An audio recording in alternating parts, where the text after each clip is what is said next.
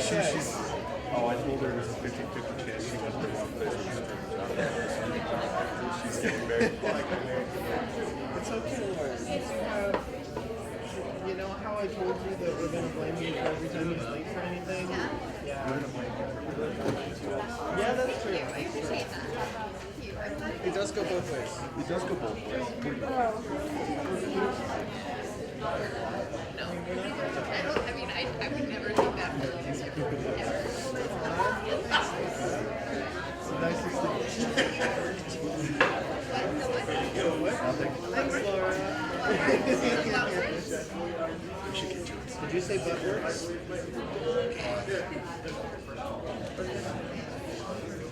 I just turned to the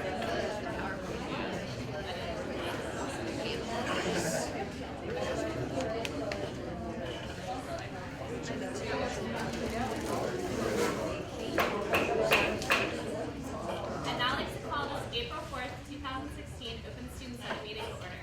Secretary Ducic, please call the roll. Taylor Burry. Here. Frank Arrigo. Michael Mancino. Here. Lauren Perry. Here. Kylie Davis. Jackie Beckwith. Logan Carball. CJ Herron. Rhett Majorana. Timmy Meads. Brendan Nash. Victoria Stoll. Shay Belinsky. Lynn Hatcher. Here. Ember Parker. Here. Nico Papadis. Here. Annabelle Waplinger. Chuck Deco. Here. Alex Engelsman. Here. Kate Helmstetter. Here. Angela Murdoch. Here. Jeffrey Law. Here. Alira Parker. Here. Jimmy Clifford. Vera Ecketer. Michael Mancuso. Christina Noto. Here. Anthony Williams. Here. 26 PCG. Here. ACM. Here. Active Minds. Here. APO. Here. Amnesty International. Here. Art Alliance. Here. Asian Student Alliance. Here. AAUW. Here. Biosphere. Here. ESU. Here. Bomb Squad. Here. Here. China Culture Club. Here. Circle Italiano. Here. Civil War Club. Here. Class of 2016. Here. Class of 2018. Here. Class of 2019. Here. College Democrats. Here. College Independents. Here. College Republicans. Here. Colleges Against Cancer. Cooking Club. Here. Dance Ensemble. Here. Debate Club. Democracy Matters. Here. DCF. Here. Drop the Active. Here. Enactus. Here. Entrepreneurs Club. Here. Four Scores. Here. Free the Slaves. Here. Game Club. Here. DASA. Here. Gettysburg College Debate Society. Gecko. Here. German Club. Here. Gettysburg Anti-Capitalist Collective. Here. Gettysburg College Quiz Bowl. Here. Gettysburg Student Musical Theater. Here. Habitat for Humanity. Here. Her Campus. International Affairs. Here. Jazz Appreciation Society. Here. LASA. Here. Lego Club. Here. Model Arab League. Model Congress. Owl Nightingale. Here. Free Vet. Here. Refugee Action Committee. Here. Rock the Vote. Rotaract. SASA. Here. Shots in the Dark. Here. Ski Snowboard Club. Here. Skeptical Chemists. Slavic Club. Smart Women Securities. Here. Society of Physics Students. Here. STEMinist. Here. Student Alumni. Here. Students for Life. Here. Swing Club. Here. TEDx. Here. Upscale. Here. Vibe. Here. Young Americans for Liberty. Here. Zoo-Op Club. Here. Friend or Foe. Here. G-Bird TV. Here. Gettysburg Film Society. Japan Club. Pre-Health Club. Here. Pre-Law Club. Here. Motion to approve last week's minutes. Second. All those in favor? Aye. All those opposed? Abstentions? Minutes carried. Hi everyone. If you're a senator and walked in late, you can come up and grab your name tag quick. I saw a couple people straggling in, and that's okay. I know you moved the location. And sit in the first two rows, please. Thank you. Thanks, Laura. So we have something exciting today. We're going to be talking about the freedom of expression and posting policy. Dean Ramsey is going to present on that, and we have some members of the Student Life Committee here as well. You guys can wave. They serve with us, and we just work on policies and talk about college life, and it's really fun. So you'll be getting to hear from them.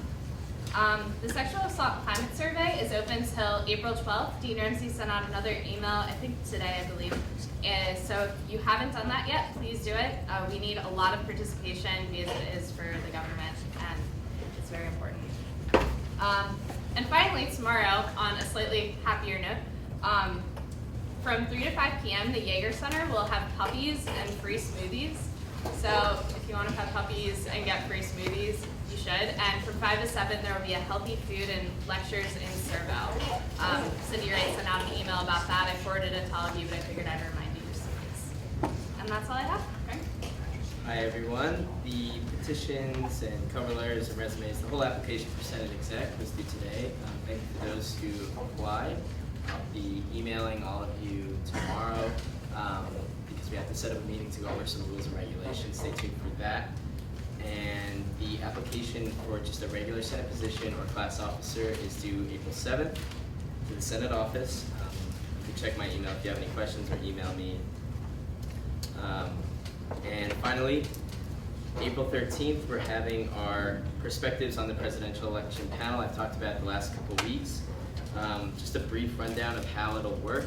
We're looking for all sorts of clubs to participate, and it's an opportunity to give your endorsement for the President of the United States and talk about issues that specifically affect the members of your club and how that candidate you're endorsing addresses them and how you feel they're just the best choice. So at the beginning, you'll just give your endorsement and discuss why you chose them, and then following that, there'll be a question and answer session moderated by a group of students and a professor to be announced. And if you're interested in participating, which I really encourage you to do because this is a unique way to talk about your club and its members and what you stand for, I'd really like to know by April 8th, so please email me. Thank you. Great, thanks, Frank. Mike? Hi guys, we have 3 budget requests tonight. Refugee Awareness Committee, Smart Home Securities and International Club. Also there's BMC tomorrow. There's still room to sign up if you need the link. It's online or talk to me after. And we've only got 2 more BMC sessions for the rest of the semester, I think. So if you have events coming up before the end of finals, you gotta sign up. Thanks. Thanks, Mike. Rep? Hi everyone, I hope you're having a happy Monday. Couple of things.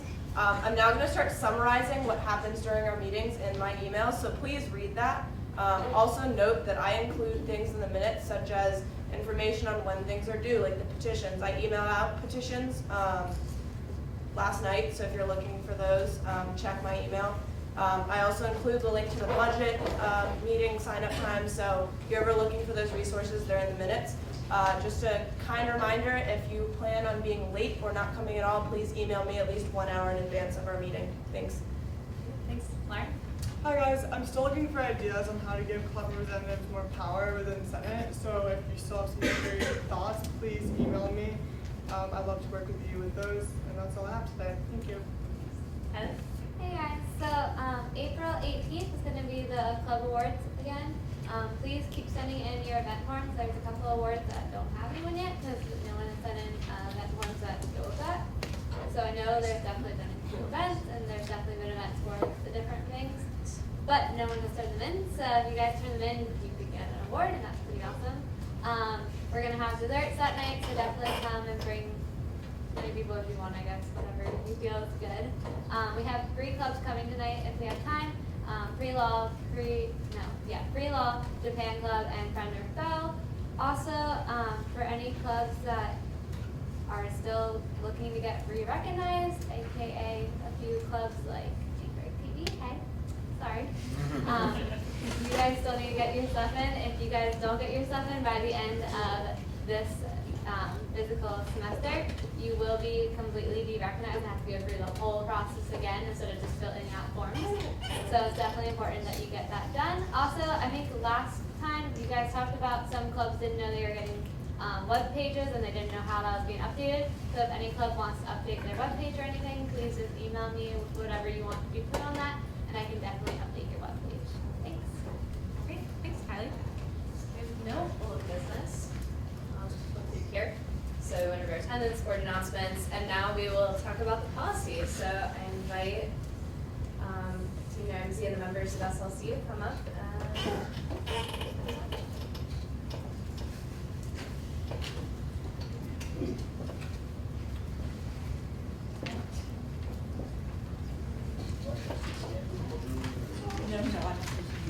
Hey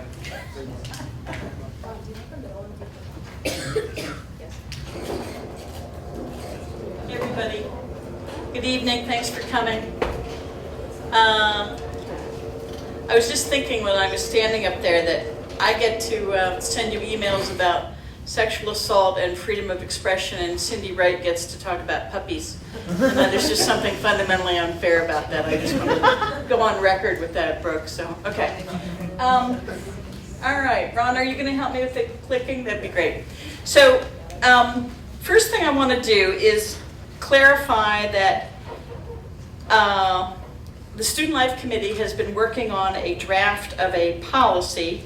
Actually, it's a revision of a policy that already exists. So some of this information, it can be found in the student handbook and hasn't changed very much, and some of it is new. So I'll try to highlight those things for you. But first of all, I put a list of the members of the Student Life Council, Student Life Committee up here for you, so you can see when we're talking about this, you can see who we're talking about. And faculty members are here, Taylor's here, Fergan's here. I didn't see Taylor. Is Taylor back here? Oh, Taylor, there you are, sorry. Jack Ryan is in the provost's office. Ron up here, Jeff Foster, I think many of you know, and myself. So that's the group that has been working on this. So in terms of thinking about freedom of expression and civil discourse, what we're trying to do in this policy is to explain and kind of document the support for freedom of expression, which is a fundamental value on college campuses. We're trying to encourage civil discourse, define the limits of free expression, because there are limits, and define kind of how we think about those limits and how those limits come about. We really have two things we're trying to address in this policy. One is a philosophy. It's a statement of philosophy about freedom of expression. The other thing is that we're trying to address are some, what I would call almost the implementation of a freedom of expression policy. So we have some logistical pieces as well as some philosophical pieces in here. Logistical pieces tend to focus on time, place, and manner, and I'll say a little bit more about that in a minute. Whenever we're looking at policy, we always start with the mission statement. And these are two snippets of the college's overall mission statement. So it talks about the importance of the free and open marketplace of ideas. In other words, the notion or the philosophy that exchanging a broad and open exchange of ideas is fundamental to the educational enterprise. The second piece of the mission statement that is important is that we maintain a sensitivity to the human condition. In other words, the way I look at it, a sensitivity to human beings. And we have our philosophy, and we also have the need to care for one another as human beings. So the philosophical component of this is that as I said, this is a core value of an academic community, that students have the right to freely express themselves on any issue. That is an important component of what it means to be at an educational institution. And in fact, you may have more freedom to express ideas during your 4 years in college than you will have perhaps ever in your life. Certainly, workplaces, I think, can tend to be much more constrained in terms of freedom of expression. It's not necessarily a core value of a lot of employers, frankly. And so that freedom that you have as part of college is an important component of what we're trying to lift up, quite frankly. So the idea is that we also want this discourse or this exchange of ideas to be civil. We want it to be courteous, we want it to be intelligent, we want it to be rooted in curiosity and intellectual exchange, and not just kind of frivolous expression of, well, I think this, or a frivolous expression of opinions, or opinions that aren't grounded in rational thought. Okay. This is just, we have to acknowledge that some of the ideas that we hear, and probably I'm sure this is not news to you, every day you're hearing ideas on campus that you disagree with, that you find offensive. I know that I do. So I hear language or ideas expressed every day that I sort of wish people didn't use or didn't say. But I recognize they have privilege, the substantial privilege to express themselves as they would like. And any exceptions to that have to be carefully, very, very carefully defined. And that's what we're going to be talking about in a minute. So this idea that dissent and argument and disagreement are expected as part of what it means to be here on campus. Argument, dissent, conflict can make us all very uncomfortable. That's sort of goes with the territory. But again, it's part of that learning experience to, if we allow a range of opinions to be voiced, we know that there are going to be some that we really don't like and really disagree with. So when we think about the policy regarding speech, and again, I want to emphasize that this is a draft. So you all have a copy of the draft, and the committee is here because we want to hear your reactions to that draft. We want to hear your thoughts, get your input about this. This is something that I've been in a number of conversations with students over the course of the last several months about this, but the committee has not had a chance, the broad committee has not had a chance, as I have had, to hear lots of student input. And there will be a range of input tonight, that you won't all agree even tonight about this policy. So consider it a draft and consider it still very much in progress. But two things that are important about the way we think about the policy. One is that certain kinds of speech will be prohibited according to the college policy. And again, you've all heard this before. This is not new information. The classic example is you can't yell fire in a crowded theater. And you all, nodding of heads, you've all heard that, right? You can't, and why can't you do that? Because it creates unsafe conditions. It's actually kind of creates life-threatening conditions, perhaps. So there are limits to speech in all walks of life, and that would be true at the college. We'll get into that a little bit more. And then there are examples where we wouldn't prohibit speech, but we would regulate the speech. And we do that by outlining this idea of time, place, and manner. In other words, I'll give you an example. You can get on the steps of Penn Hall and yell for half an hour as loud as you want, but you probably can't do that during commencement. That would be a good example. So you go out there right now, go at it. But during commencement, no, not so much. So in other words, there's a time and a place, okay? And that's what we're going to be outlining here, hopefully. So the idea of prohibited conduct, what we would not allow either in written speech or in spoken speech. And I won't read the list to you, but you can see it there. This is the list that the committee has come up with thus far. And the parts that, well, I think they're self-explanatory, but we can, if you want to ask questions about that, we can come back to this slide later. But essentially, the idea that if it violates the law, if it violates the college policy, if it constitutes harassment or a threat, if it's defaming of an individual, obscenity would be something we wouldn't tolerate, invasion of privacy, commercial advertising, that's kind of a different category, but we don't allow broad advertising unless it's approved by the college for commercial purposes, or it disrupts the normal operations of the college. And this list is important because when we go to respond to issues on campus, we look at the policy and we look at the idea of, we ask ourselves the question, is this speech or is this posting prohibited according to college policy? And if it doesn't fit into that category, the college would not be in a position to regulate or prohibit the speech. So time, place, and manner. Some of these constraints are new, and so we particularly want to get your comments and your feedback, your thoughts about this.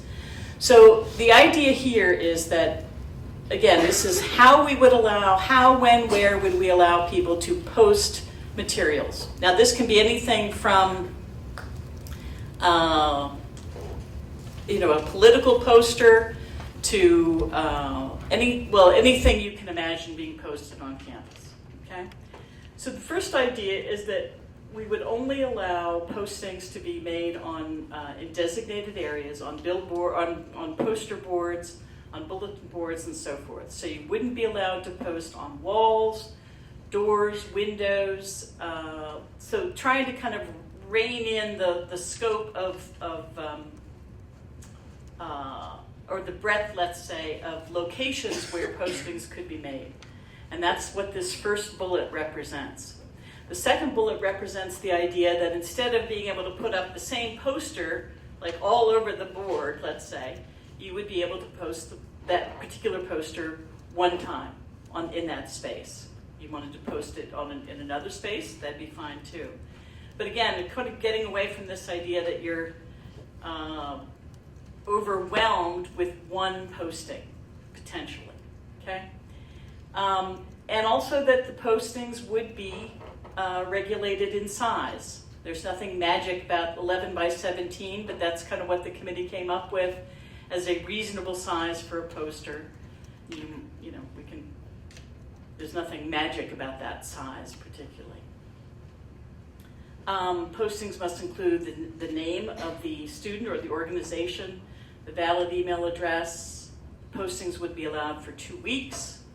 They would be allowed to, they would have to be removed within 24 hours of an event if the posting was advertising an event, or after the 2-week period. So there's a time, remember we talked about time, place, and manner, so a time limitation on how long posters could be up. We talked about plank sheet signs. Go back one here, Ron, just make sure I get everything. And chalkings. We already have a policy on chalking. I don't think this really changes anything. This is keeping that intact. Go ahead, Ron. And this idea, again, is in our current policy, but I thought it was worth highlighting in this conversation that in order to honor what any individual decides to post or to chalk or to say, it's important that we recognize that other individuals cannot interfere with that posting or that chalking. You can chalk next to it, you can put another poster next to it, but we would not allow one person to interfere or to subvert the rights of the other in this way. In terms of events, when we think about events also being a form of speech, we would allow assemblies, demonstrations, debates, protests, picketing, all those kinds of things. The event must have a student or student organization sponsor, or an academic department, or an administrative department sponsoring it. Has to be in compliance with college policy, can't disrupt normal operations. So again, a good example would be you can stand on the steps of Plank and have a demonstration with amplification, let's say on a Saturday, or in a time when you're not interfering with classes, but you wouldn't be able to do it at a time that interfered with classes, because that's part of the normal operation of the college. So again, we would try to facilitate a demonstration or an event like that, but we wouldn't facilitate it to the extent that it interfered with normal operations. And we ask that students give us prior notice for events like that so we can prepare. This is a really quick summary, and I think the thing that's important to say is when we go back to thinking about how this all comes together, there's another part of the college policy that the committee hasn't really had a chance to look at very much yet, that governs bias and bias conduct, bias behavior, and that's the other part of the work that needs to be done by this committee in thinking about speech and the limits of speech for the future. But there kind of these two parts that need to be addressed, and this is the committee's attempt focusing on the first part of this, and we'll turn our attention soon to the bias components of the policy as well. Again, the committee is here. We're all interested in hearing what you have to say, whether you have comments or questions. Click on the next slide. I did put some questions up here for you. Brooke, would you just take really good minutes of comments and questions so that we have a record? I know you take really good minutes already, but more as detailed as you can, okay? Because we want to be sure that we're really addressing the questions that you all have. So comments? Michael? I'm sure you guys looked at other similar proposals by other colleges. Did you find that, for example, the Saturday rule, or where it doesn't disrupt normal college operations, is similar? That's something that I'm not so comfortable with. I'm not sure. I feel like the purpose of a protest, in a reasonable sense, is kind of to disrupt a little bit. I mean, obviously on a peaceful scale, but how do other schools maintain that? Okay, that's a really good question. I think it's fairly common. We did look at, first of all, your question is, we did look at a number of other schools and other policies. And I would say that it is fairly common to have this language in the policy. And your point's a good one about being, what's that line between a little disruptive and a lot disruptive and way too disruptive? So I think that, what most schools try to prevent is that, there are normal operations, whether those are classes or meetings, and we can't allow just anybody to kind of set up shop and disrupt those. I mean, that's kind of the thinking that goes into it.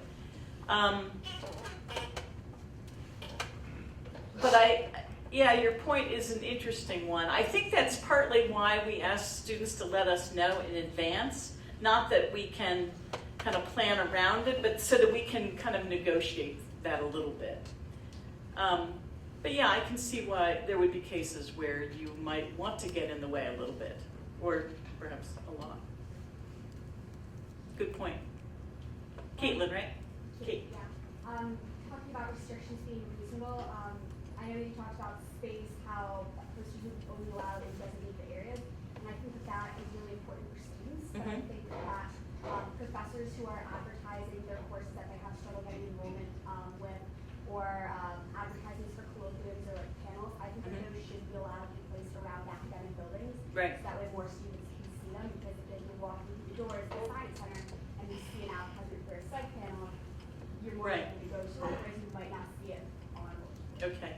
I think the answer to that is that this policy covers postings by students primarily, but you're right. I think we would ask the faculty to consider how they wanted postings about the kinds of things that you're talking about.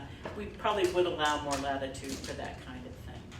But again, I think that even there, you wouldn't necessarily want to come in and find the whole wall plastered with, so again, it's keeping it within a reasonable being an interpretive word, but space. Please. My question is kind of going off that. How many areas would there be for posting like that? Now I'm a freshman, so I kind of like walking in and still right at the bottom. Right. What do you have? How many areas are there for posting, basically?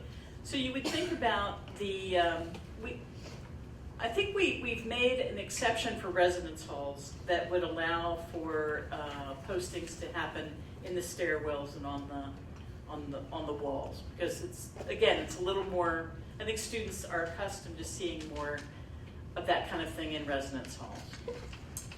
Jeff, is that because we added that relatively late? Jeff Foster in the back of the room. Yes, that is correct. We're trying to give a little more latitude in the residential spaces, but again, keeping off doors, off of windows and doors. But yeah, one of the spaces that we often use, students and faculty, I think, right now, are the windows of doors two buildings, and we're going to try to move away from that and keep the windows. Windows are for obviously seeing through. So to block we think is somewhat problematic. So we're going to try to get away from that.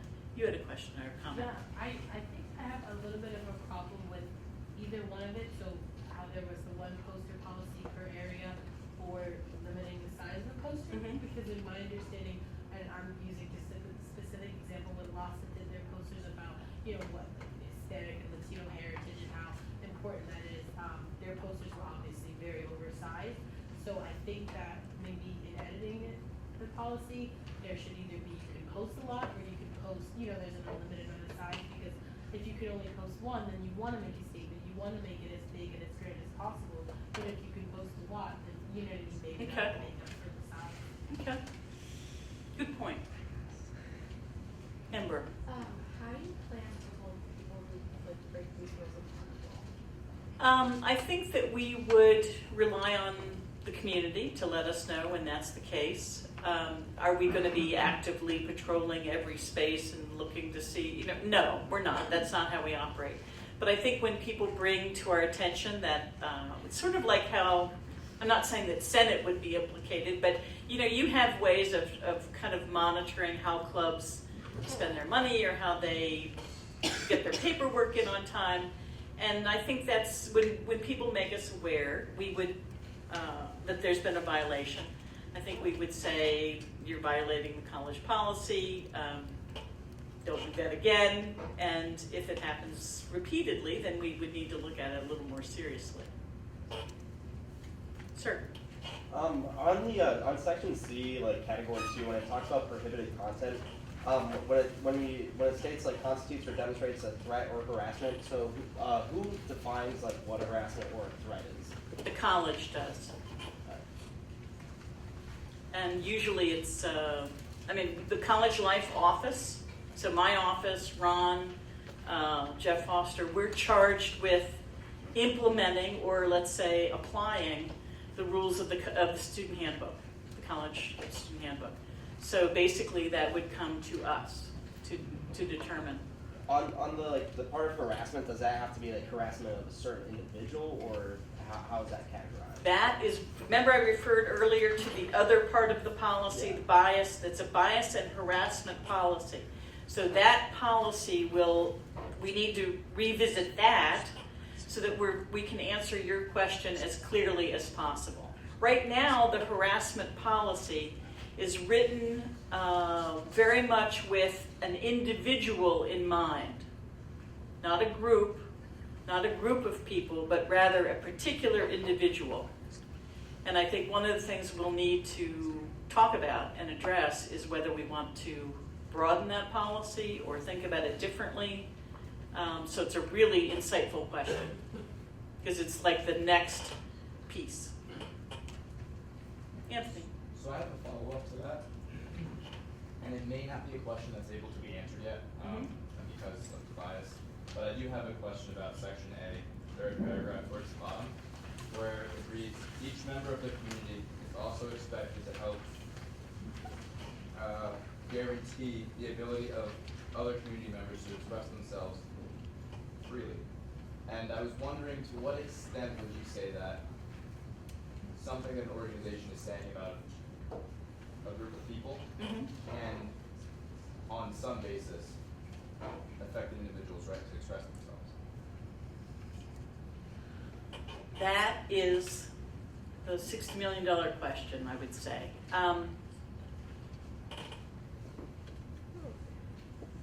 I think that what we would hope to see is that if that's the case, the students who feel, I don't know what the word is, who feel like their right to express themselves is being somehow impeded, my hope would be that we, the college, again, faculty, other students, administrators, could work with that group to kind of help them express the counterpoint that they feel needs to be made, perhaps the opposite point of view, and how to get that out there and articulate that. That would be my hope. but I'm not sure that doesn't probably fully answer your question. I'm not sure I have an answer, but I'll ask the other members of the committee if they want to comment. Ferguson's up there in the back, and Taylor's here in front somewhere, and faculty members. You guys have any thoughts? Yeah. It is in that kind of vast area that we're trying to work. Come up with a policy that at least help identify and figure out those instances. Yeah, it's a really good question, Anthony. I'm not sure that, I'm not sure any institution has solved that question to everyone's satisfaction. Put it that way. Jackie. There is some sort of instance where a group feels like their rights have been taken away, and then it goes through this process and you guys figuring out. A little louder. Sure. Can there be a mechanism for you guys to share your discussion with the college community to avoid the rumor mill and to let everyone know that you guys actually going through the process? Yeah. So Jackie's question, in case you couldn't hear it, was, so in a case where there's a group that feels somehow that what's going on campus has impacted them, I think that's what you're saying, and we're in discussion about what to do about it, how can we do a better job of letting the campus community know that that discussion is going on and that it's, I mean, I could add to it, but basically going on. And I think, again, it's a really good comment, Jackie, and I think for me, you know, one of the major takeaways from this year and some of the things we've been seeing is not that, you know, it's not always going to be the same, you know, I'll have different iterations in the future, but the ability, the desire to engage the student community, I think is much more, that certainly was one of my major takeaways, that this is not something that we can just proclaim, it's something that we really need to get students talking with us about and to understand the complexity of it, like what you gain and what you sacrifice, and, you know, so it's an excellent point. Greg. So I have a comment about the other locations clause. Mm-hmm. And so, like, in the union right now, like, the bulletin boards almost become like poster wastelands almost. You right. Just add layers and layers and layers to it. Yeah. It's kind of fun. But after a while, like, I just don't pay attention to those anymore because they're just so cluttered. Mm-hmm. And so, like, the posters that, like, I see the most are the ones, like, in Gladfelter, and they have that weird bulletin board island in the library now. Like, I read that one a lot. Yeah. And also, like in Gladfelter, you have those big windows on the floors by the doors, or the little alcove windows in the basement. Mm-hmm. Y'all know what I mean? And then in McKnight, you have those windows when you walk in those things with the doors. Like, those are the posters I see most often because they stand out from the rest of the crowd in the sea of posterdom. Yes. And so, like, I kind of like having them there because that's the ones I actually, like, react to and I see the most. And because, like, those big windows are nice by the Gladfelter hallways, but, like, I'm not going to spend my days staring and, like, looking through them, so why don't we just put a poster up? Because, like, people aren't actually staring through the windows as windows because the hallway. Okay. So it's an interesting conundrum. So the places that get really crowded with posters, they lose their effectiveness, I guess is what you're saying. And so the places then where posters aren't allowed and people put them up, they're going to be easier to see because, so that's essentially what you're saying. Okay, I don't have an answer right now, but it's a good point. I think that one of the things the committee did talk about, and Taylor, maybe I was going to allude to the fact that because we've now added the 2-week expiration period, that the hope, I think, is that as students go to post new posters, say in the club, that they'll see, oh, this poster is 2 weeks old, I'm going to take that down. And to kind of issue this responsibility to the student body to police when things have expired or an event has passed. And as for posting on windows and doors, I know they may stand out more, but the issue is safety. Those windows and doors are there for a reason. If they're covered in posters, you often can't see through them. And in case of emergency, it's probably vital that those are clear. everybody hear Taylor's comment? So it's the 2-week expiration is supposed to help with that to some extent. The other thing the committee talked about, and again, it's not really necessarily up to the committee, but expanding, adding more bulletin boards and opportunities for posting. And again, depending on how this rolls out, that may be something we need to do. Yeah. So while nobody wants any of their classes or events crashed, I find there would be a fundamental flaw in that we don't protest or disrupt institution ordained activities. Mhm. It kind of seems counterintuitive because most often they are the ones that incite the desire for a protest. I think the idea is that there are ways to protest without disrupting the event. So you can protest the content of the event, you can protest the events happening itself.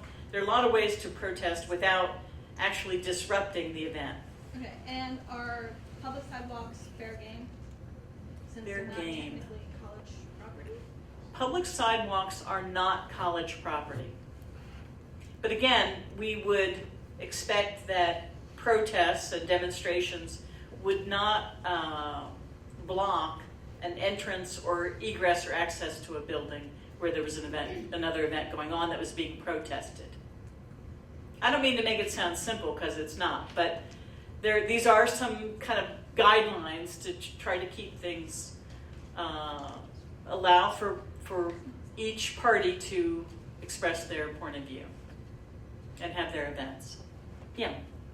It's been expressed a few times now that students should be allowed to protest during classes to disrupt them. I think I fundamentally disagree with that. I mean, students and their parents are paying to be here, and you have a right to that. And it's a well-established doctrine of protest in an educational environment that was established in Tinker versus Des Moines by the Supreme Court, that you cannot impinge on the rights of other students when you're protesting in an educational area. And I just don't think that you should be allowed to protest and disrupt the class because you're paying to be in that class. That's consistent with what this policy would. I'm just responding Yeah, to it. I agree. Yeah. Okay. Go ahead. Anyone mentioned like explicitly going to a classroom and like disrupting a class? I think they just meant protest in general. And if a student decides to attend a protest instead of going to their class, and that's their problem and their choice. I don't think anyone meant like protesting, like going into a specific classroom and like stopping that class from happening. Thinking that protest like. Yeah, I think that. So you're saying you're not talking about, or you're not interpreting this as meaning that like students are going into a classroom to protest. I think what has often happened is that a protest will block an entrance, for example, and so students can't get to class, or it will be so loud, even if it's outside, that the class is disrupted. They can't hold the class. And so those are the kinds of things that colleges and universities have experienced in the past, and that's why I think the policies have evolved the way they have. Can we have time for like 2 more comments, just on the interest of? Yeah, you're in charge. I'm just a guest. Frank. So I know you guys are going to decide more about what content is appropriate and what isn't.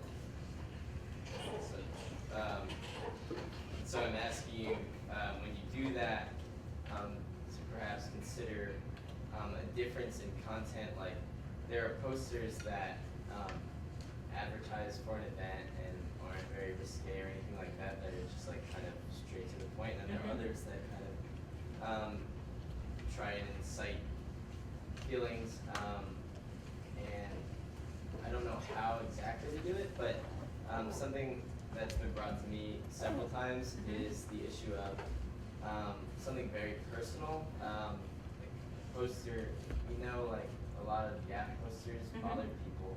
And certain things on those maybe shouldn't be in dorm buildings. Maybe that should be in the, like, wherever you're saying we can post, aside from dorm buildings, just because that's where people live. So, just for an example, like, I'm sorry, this is like offensive or something, but whether or not you're okay with abortion or something like that, say there is a person who got one, maybe she regrets it, maybe she's for it, seeing that where she lives, whatever side of that issue you're on, you don't really want to make a young woman upset. So when you come up with that policy, maybe just consider acknowledging that there's a difference in a type of poster, or encouraging more risque posters to be somewhere else other than a dorm building, just because that's where people live. Yeah. We've talked about that a little bit, but I have to say I don't think that you can see from the policy in the draft, the current draft, that there was no resolution about that. There's nothing that makes that delineation, even though we know, or I would say we recognize that it's a problem, a potential problem. Brandon? Yes, so in regards to definition of individuals, obviously, for a private individual, someone who's just a normal person, no need to be called out. Right. But just in regards to people who are more in the public eye, if there's postings or demonstrations either for or against those individuals, just how is that sort of handled by the college? I mean, like a celebrity politician, someone who might garner more eyes on them. Yeah, I'm not an attorney, but I'm pretty sure that, it's, again, a really good question. I'm pretty sure that people who are in the public eye don't have the same kind of protection that someone who is not, as a private citizen, would expect to have from this kind of policy. So that's kind of interpretation on the fly, but I think what you're saying and the way I would interpret it match up. So you would have the right to protest political figures, or I don't know, but that would probably be the main category. You guys nodding of heads, yeah. Okay. Taylor, am I done? One last question. Here. I have a question regarding the board that's going to make these decisions about what is and isn't offensive. To cite a popular example, with the Oscars, when you have a limited perspective composing the board, you also have limited output. So I want to make sure that this board that's going to be deciding things is going to be diverse. Because like Frank was talking about, certain things are offensive to females, certain things are offensive to minorities. Yeah. And so who's going to propose this board and how are you guys going to come to decisions? Well, that's partly why I wanted you to see the composition of the committee as it stands currently on the original slide. And it sort of goes back to Jackie's question about making sure that we talk to students about the variety of possible interpretations of things that get posted. You're right, I might look at it and think, well, I don't like it, but it's not offensive. Or it is offensive, but it's not offensive enough to take down. Whereas you might look at it and say, no, that should come down. So I think that's part of, we've had those conversations, but I think we need to be more intentional about having them with students. So it's not just the group that's making the decision, it's how that group also reaches out to students to get input. So I think it's a little of both. But, your point is well taken.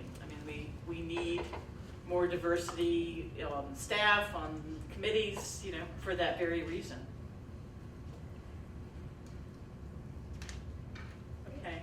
Please Really give good. a big round of applause to Dean Ramsey.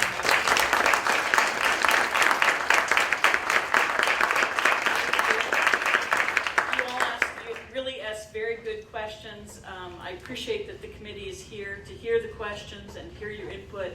And there'll be more to come, but it's very helpful to kind of our process. So thanks a lot for being here.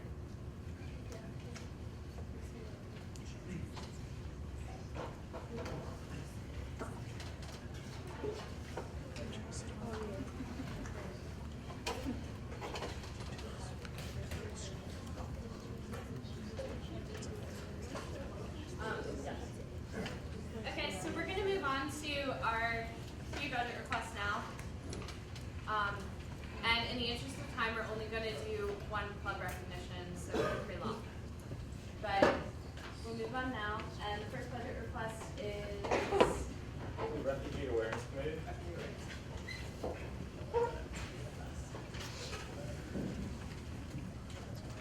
Can't see too well, I emailed it out if you want a closer look. It's really simple. Okay, hey, my name's Jackie, I'm from Refugee Access City. So first off, this is a reimbursement, but I understand it's not necessarily kosher, but we formed recently, we wanted to put on a Refugee Rights Week last week, which we did, it was successful. But we were facing around the Newman lecture, which was last Wednesday night, because there was a really compressed year from Manhattan City College. So we had to get everything in order a lot quicker than we thought, and so we were unable to come to the answer before the event. So what we're asking for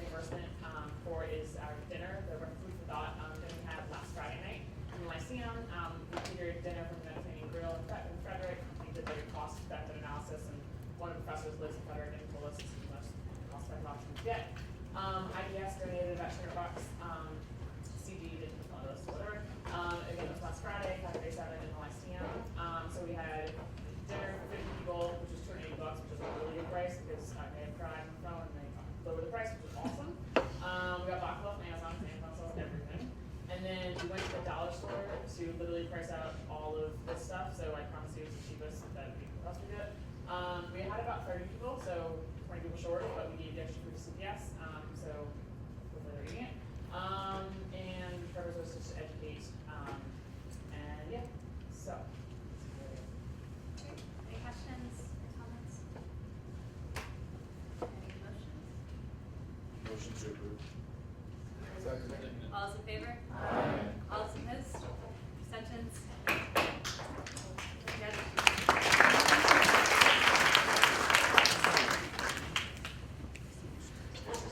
And the next one is Smart Homes. Sure. Yep. Smart Home Security.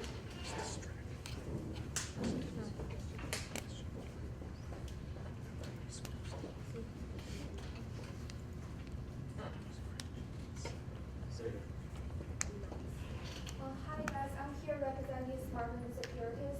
It's a organization, national organization for undergraduate female who are interested in investment.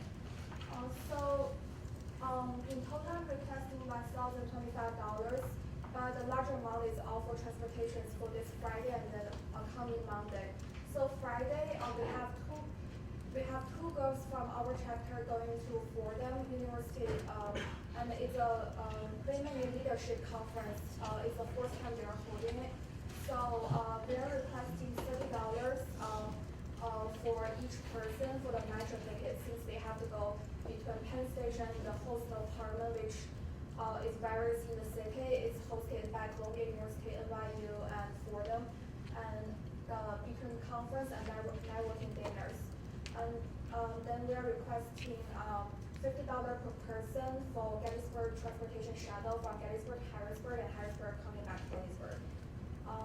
Then for Amtrak, each person is going to be $118 for round trip. It's $59 per person going from Harrisburg to Penn Station, New York. This is the first trip, and the Women in Leadership Conference is for them hosted, and before it was only open to their own university members. Now it's open to the national chapter. So we are invited. They have CEO from Deloitte, and then they have the global head of merger and acquisition from Goldman Sachs. So it's really great panels. And the second event is for Monday, this coming Monday, April 11th.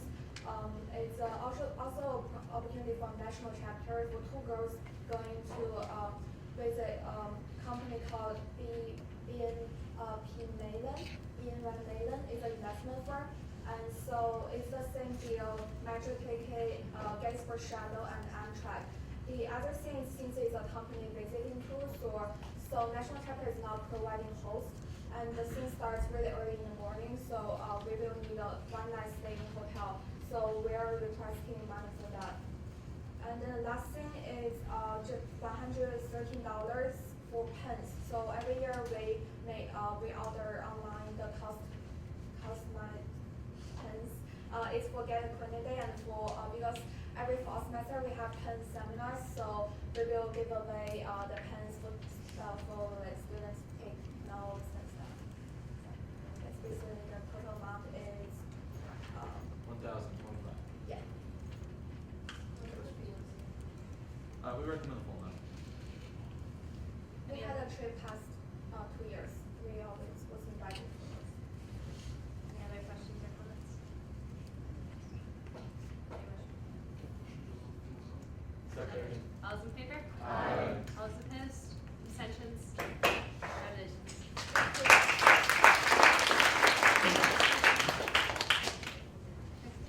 And finally, we have International Club. Yep.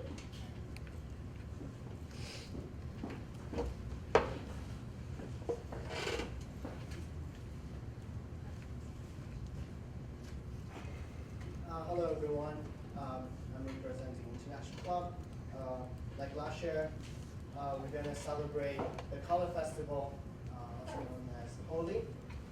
And this year, International Club will be organizing as well with Class of 2018 co-sponsoring, and International House will be helping us too.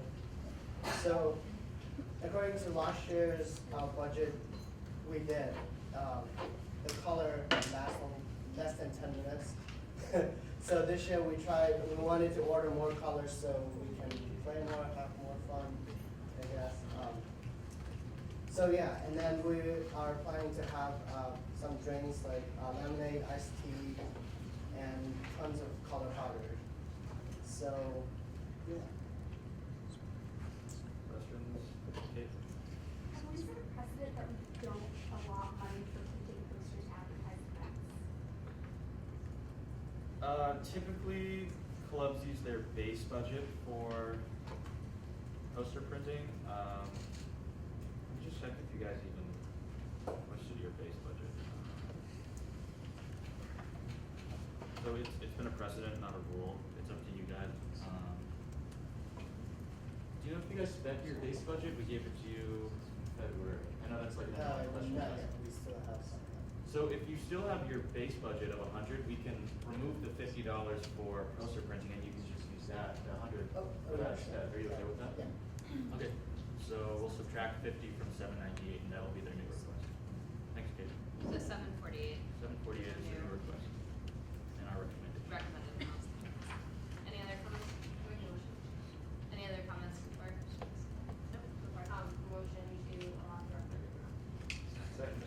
All those in favor? Aye. All those opposed? Abstentions? Congratulations. That's a good one. Okay, and finally, we'll have pre-law coming for Senate recognition.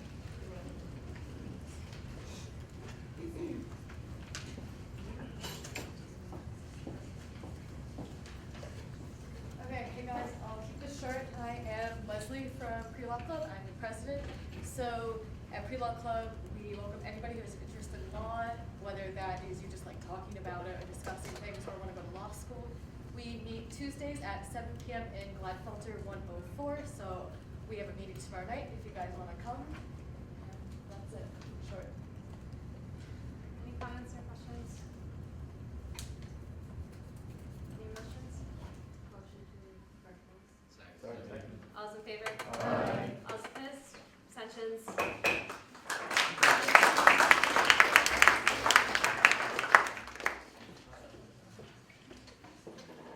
And Friend or Phone Japan Club will get you next week. In the interest of time, I know it's 8 o'clock and we'll be to speak. So we're going to move on to committee reports really quick. Academic affairs. Is Jeff Foster still here? Can I speak to you after Senate for a minute? Great, thank you. BMC, CMC tomorrow. I'll send an email. Career Liaison. Clack. Okay, so we met with Danielle Phillips of Housing. We're going to send an email out to everybody about what we talked about. IT. No report. PR. Senate Policy. Yeah, hi guys. Mike, can you mute me afterwards? Student Safety. Last week there was 2 larcenies, someone stole a bike, there was 2 underage drinking violations, and 1 bias incident. And Sustainability. Are there any club reports or announcements? Yep. So, I'm back because I don't leave. So, on Sunday, April 17th, the day after Gag Crane Day, the April 4th Club Recognition, APO and Sigma Chi are co-hosting the 3rd annual Anything is Possible 5K, the Race for Paul. We have cub tables all this week for you to register. Registration is $15. On Friday, April 15th, so 2 days before, Anticonopoly is hosting a fundraiser from the moment they open to the moment they close. So we'll have a little paper, so anything you buy, you just give them the paper, we get 10%. We have the coupons at our cub tables all this week. This is the last time you guys will hear from me all year, so I'll keep it short. This Friday is the Art Alliance's Student Choice Awards Gala in the current juried student show exhibit at Schmucker. It's from 5 to 7. There will be host provider, Ragged Edges Catering. It's going to be actual dinner food, so come out and vote for your favorite piece. The winners will get Dick Blick art gift card, whatever for winning, whatever. So yeah, come out 5 to 7, semi-formal food. Yeah. The Gettysburg College Independence is hosting a debate between the College Republicans and College Democrats. It's on Thursday from 7 to 8:30 in Science Center 300. It's going to be on domestic policy, so we're going to be covering education, immigration, and the welfare state. So if any of those interest you, come out. If they don't interest you, but you just want to hear more about the clubs, definitely come out. Thursday, 7 from 8 to 8:30. Thanks, guys. Young Americans for Liberty next Thursday at 7 in Bone Auditorium is having Vermin Supreme come speak to us about a free speech on campus, so it's kind of cool that this presentation happened. But if you want to see a crazy nut job like Vermin Supreme and learn about free speech, come to Bowen at 7 next Thursday. Gettysburg African Student Association is having a big Emojo celebration this Saturday at the Attic from 6 to 8. Host provider, potluck, dancing, swimming pool. Gettysburg Student Musical Theater is having Yadorb, which is a musical view where girls sing guy songs and guys sing girl songs. It's free. It's Thursday at 9:30 at Klein Theater. We're accepting donations for Broadway Cares / Equity Fights AIDS. Any other announcements? The Dance Ensemble showcases this weekend. It's Friday at 8 and then Sunday at 2:30. Bomb Squad, Vibe, Zouave are all performing too, so come see some dancing. Junior class blankets will be in soon. I'm going to post in the Facebook group. This is a big thing for us. So I'll post all the information in the Facebook group once those are available. Your parents got an email today about it, so you can ask them for the design, and you can't wait until my post. Any other